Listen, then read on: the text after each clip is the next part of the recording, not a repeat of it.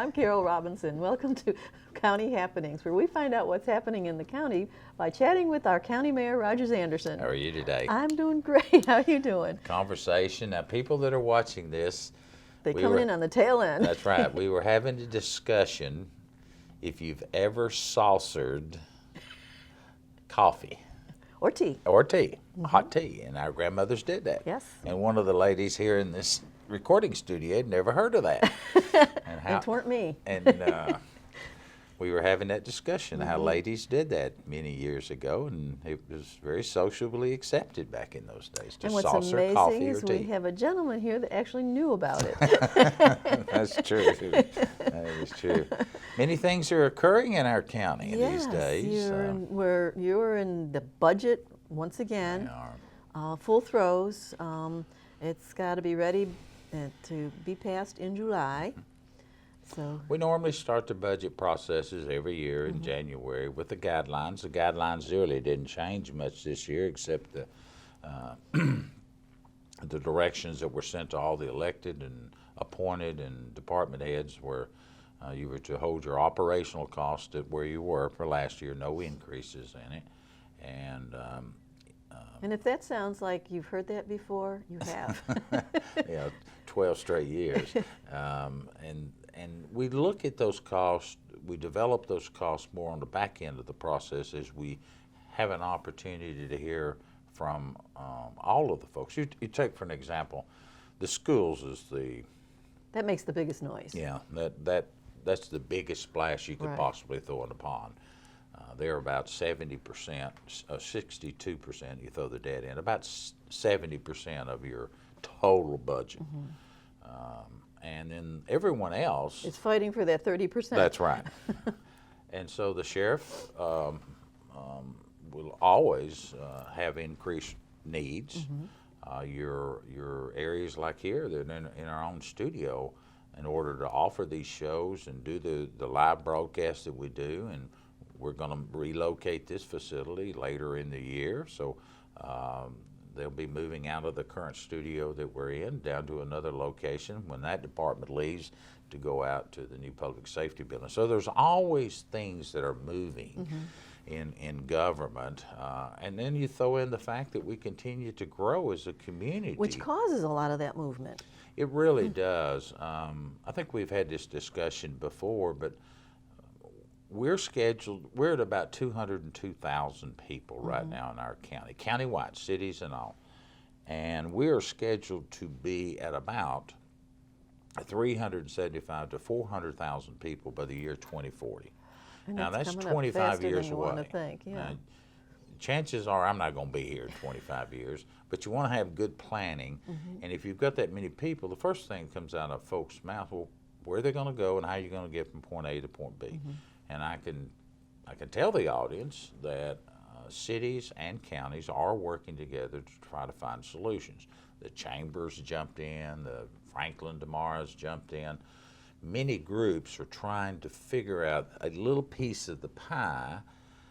You've got regional planning going on. You've got lots of issues that you're trying to figure out how to do with what you've got, planning for some future budget dollars, looking at the state budget, and figure out a way that we can all live and get around in this company. Unfortunately, just this week, a magazine article labeled Spring Hill, for an example, the #1 worst traffic in the state of Tennessee if you live there and go to work.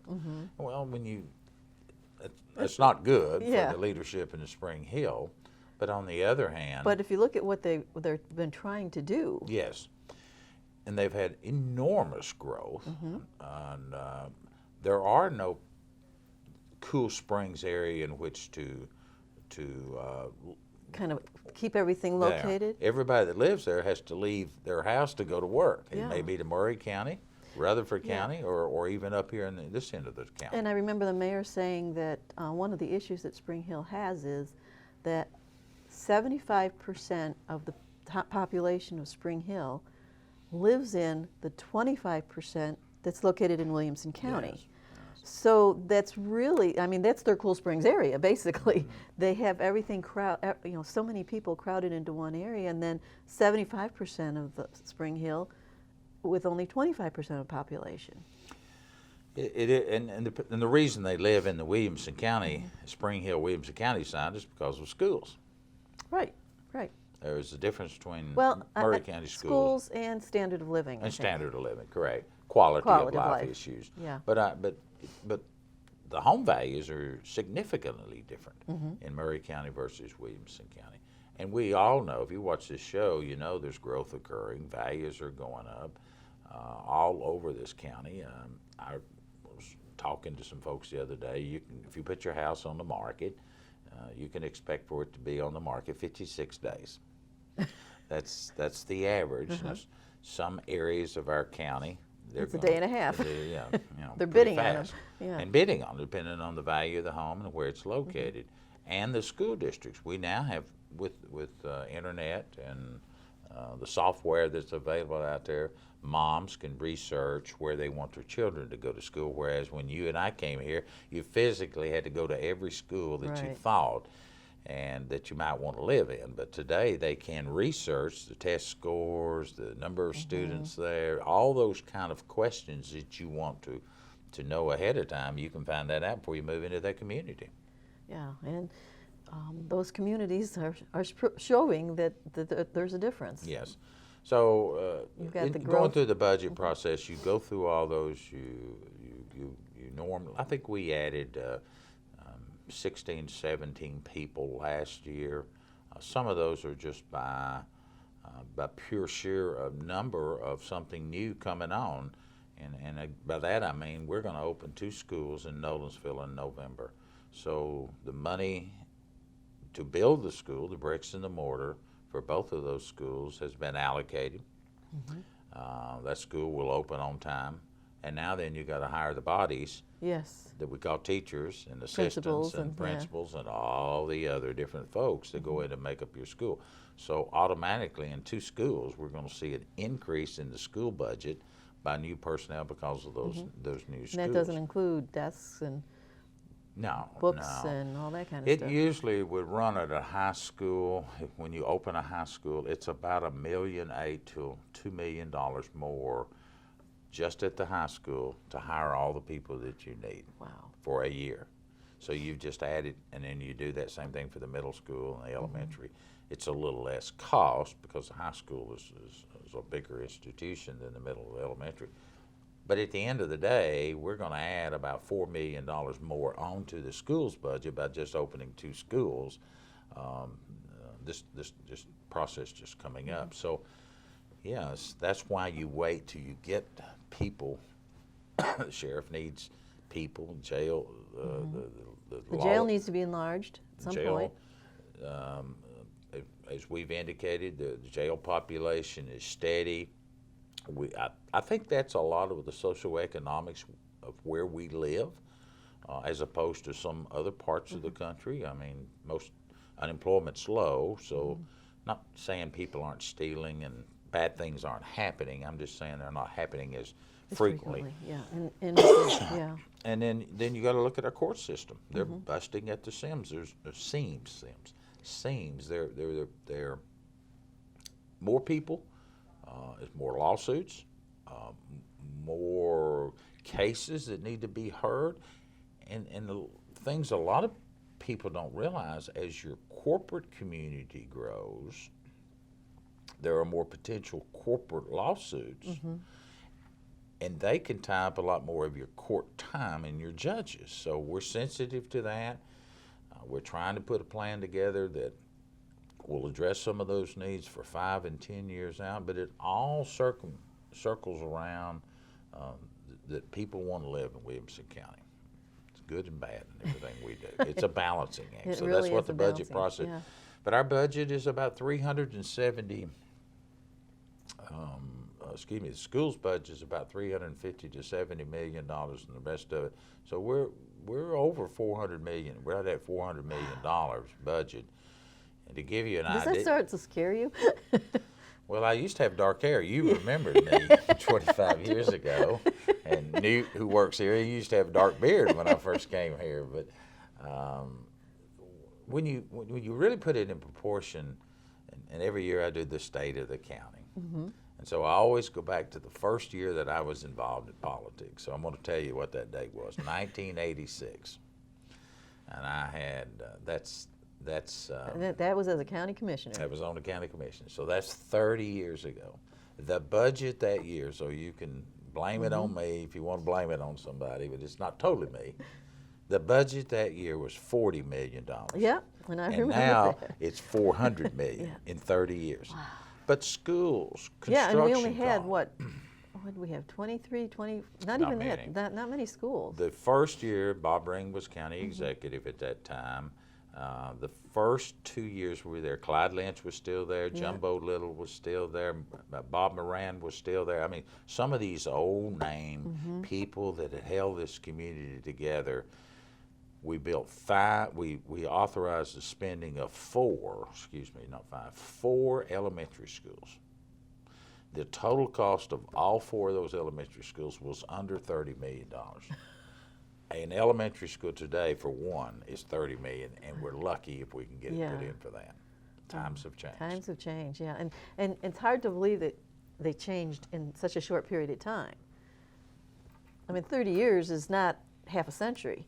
It's made us old. It's made us old, but I mean, in the grand scheme of things, when people say, "Oh, I remember when a loaf of bread was 10 cents." Well, yeah, that was back in the 20s. Well, it's true, and Newt. I can say this because Newt's already been before me in the budget. And I know what this equipment cost, and now we're into high definition, and we want this and want that. And there would be people say, well, let's just go back to the older ways. Well, sometimes you can't go back that way. Right. Sometimes you can't, but the technology has changed. We didn't have a TV show. Maybe some people say do away with Channel 3. I mean, there's probably some arguments for that too, that people would want to say, well.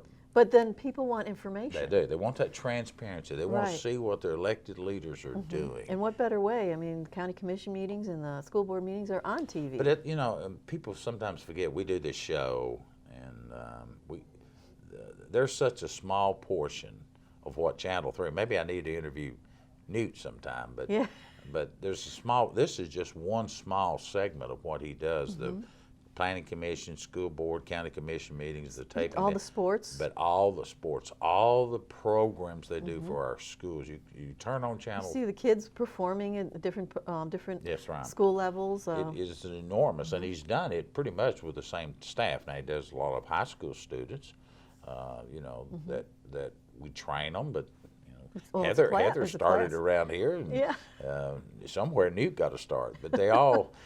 I think it was with one of the big stations. Well, Fairview. Fairview was his first in the school system. You probably are right. I don't remember where he started, but I know things have changed here, just like they've changed everywhere else, without beating that over. Other things we've got going on, coming up in the budget, and now I'm wrapping it up, is we always have a lot of capital requests. We're trying to find the following. We need to find a place where we can hold our elections away from here, and that's they're just. There's not enough parking on a regular weekday, right, let alone when you've got elections going on. As you know, we've just finished early voting election for the primary here, and they were parking in the grass, and we've got to find a different place for them. Plus, our election office itself has grown, and they're still in the same square footage they had. We need to find a solution to our animal control division. We now own the Columbia State building a location. They'll be moving here in about 90 days to their new location, and so now the discussions will begin. Does it need to be an animal control facility? Does it need to be going to the Franklin High School? Yeah. And that's going to be a healthy, vivacious, is that the right word? Discussion on who should have the ownership of that location. But regardless, we have to find these solutions, and they're all about people and growth. We need to be looking down the road for we have to keep records. People that watch this show say, well, can't you just put that on a disc, or could you put that on a thumb drive? The law doesn't allow us to do that. You have to keep paper copies, and you have to keep those things, like a marriage license and a death certificate. Those are required to be kept forever, and you must keep those in an area that's that's got good airflow and saves the document. Someplace where they won't, if the place burns down. It has to be, that's true.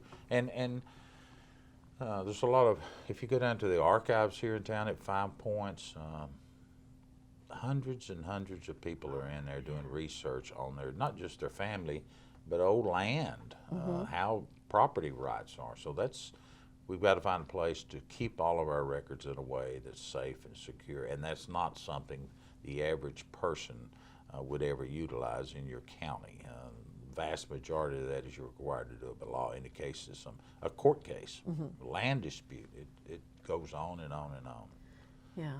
Now, for those who really like fun things, you got some fun coming up that maybe you'll be done in a couple of years. It's going to take a while for it to organize, but mountain bikers are going to be really liking you. Well, it's not me. We've looked at it for the last 2 or 3 years. So in March of the county commission meeting, we're asking for the approval to enter into an agreement with a company that will build a mountain bike course out in some of the rural part of our community, out towards Kingfield, out from Wilkins Branch Road.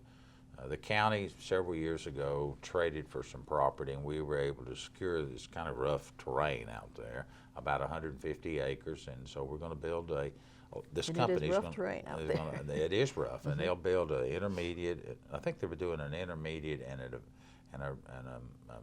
advanced mountain bike course. Now, they're telling us they can get about 10 to 12 miles worth of riding on this land. Do you know how many acres it is? 150 acres. Okay, yeah, okay. They're just going to have to be. It would be the second largest mountain bike course in the Middle Tennessee area, which means there's organizations that we've been asked several times to see if we couldn't facilitate that. This land is probably today is not usable for anything else other than trails or mountain bike courses, and they could have events out there. They'll build it. What they do turns back over to the county, and then the Parks and Rec will run these programs. So it's something different. Not every county is able to do that. And of course, in Williamson County, when you talk about events, when you talk about things coming down the road, whether it's soccer or volleyball or even pickleball, even pickleball.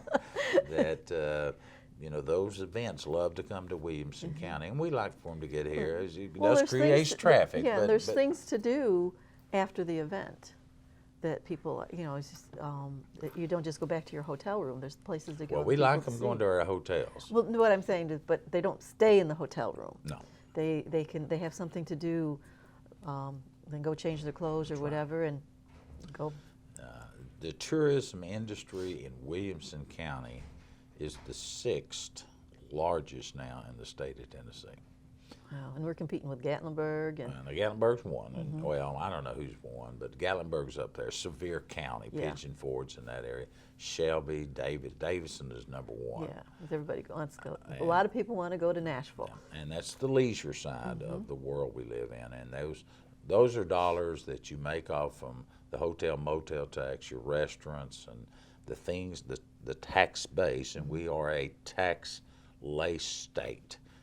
We don't have personal income tax charged on your payroll, so you make that up in another way, and those people that come in and stay 2 days, 3 days, 4 days, we got to thank them.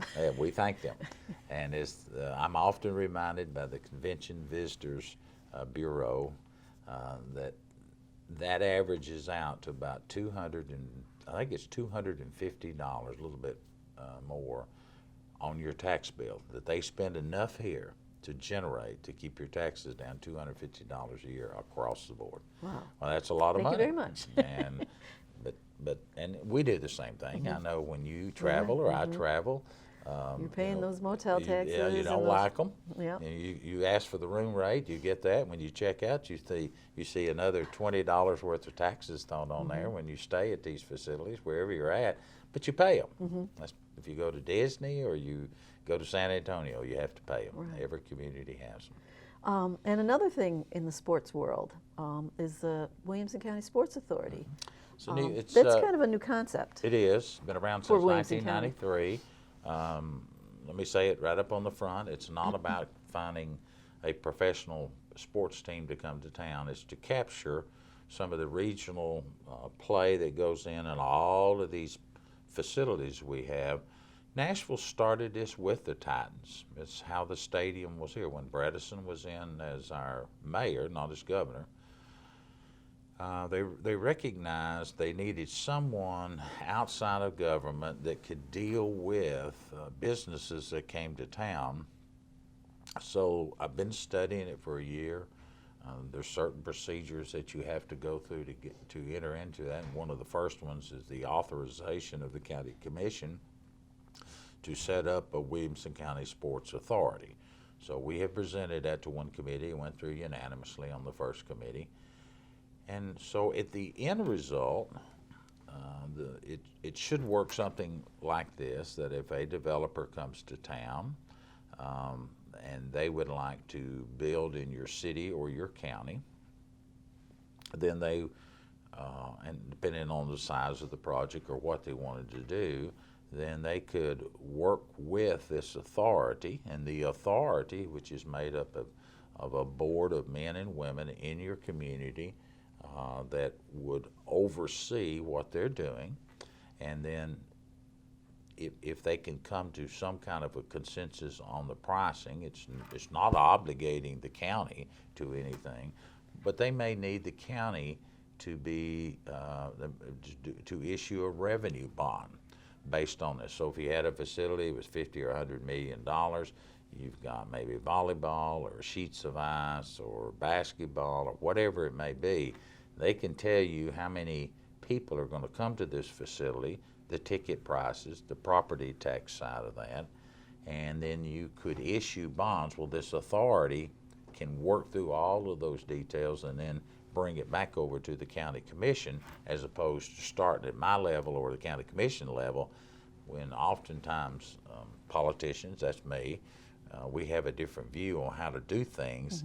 Let somebody at an arm's length distance do these kind of negotiations and see if there's an interest. May prove to be nothing here, but I believe there's enough sports activity in checking around different parts of the country. They've got one of these set up in Sevierville.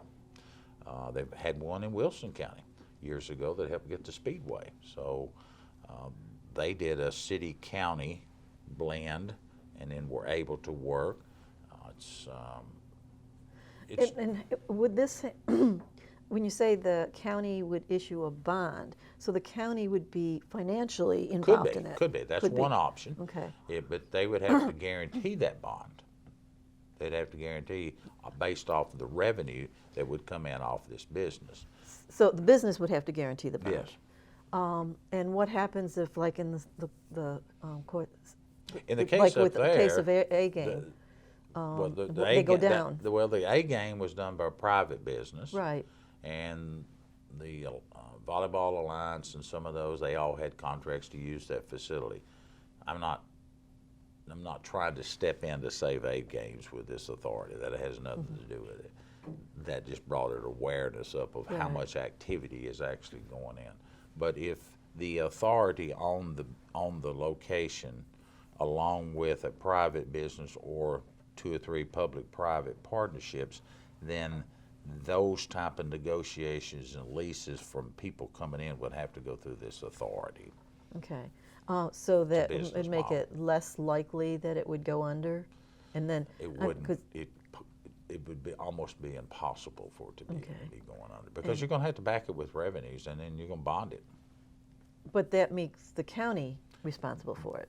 If they should fail, the county would have to be the backstop, the last resort. Well, your bonding companies aren't going to go for that. Okay. No way. And that's the concern of a lot of people in the county, is that is this just another government doing something government shouldn't be doing? And that's your opinion. Well, and I'm just saying that if government is not actually doing it, they're just paving the way. Well, and I agree. We could have a whole conversation. I'm not sure. There'd be some people that would tell you the Titans, the Predators, the other activities that go on in Nashville, that's a bad deal. I also know a lot of people that would say, they would argue with you to say it's a good deal. Yeah. But in Davidson County, and not the state, not Williamson County, stepped out there and said, let's make it more as attractive as we can to get that kind of professional sports teams or other things that they're going to do. There's going to be mixed opinion on these issues. But ultimately, somebody does have to step out there. Government can't do it. And that's what I'm saying. Government's not doing it. You know, the government's not going to build a hotel. Government's not going to build, or they shouldn't be building football and basketball stadiums. But maybe they can work with somebody else and figure out a better mousetrap. There's always that risk, though, and I think we don't have that tool in our toolkit to be talking to people now. And without the authority to sit down and talk with these people, it's just a discussion. So this is just a tool to get the discussion going and possibly. And ultimately, though, banks have to approve them. If there's county involved, the county commission has to approve them. There's still a lot of I's to dots and T's crossed. There's a lot of I's and T's to cross. But they're no different than industrial development boards. The same concept that business comes to town, goes through the industrial development boards. They can issue those bonds for them, but those bonds have to be guaranteed. And we do this, we do it all over. Maybe we shouldn't, but it's done. So there's going to be a lot of things, a lot of fun things going on in and our Williamson community County. is changing. Yeah, changing, growing, and wanting more with that. And with all those kids, we got to do more. So we will be seeing you next time on County Happenings. Have a good one.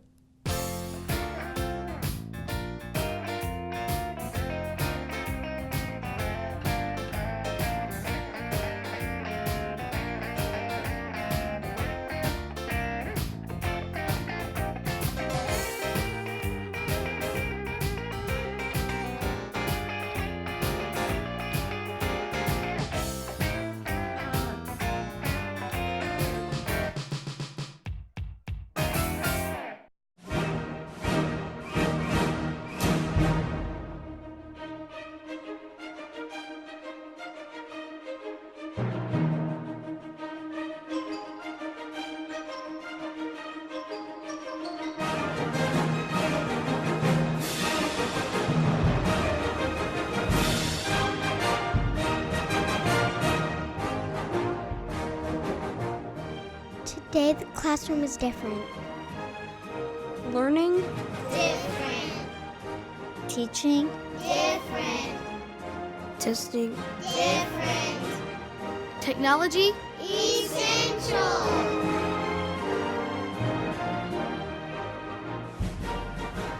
Help us feed our cows.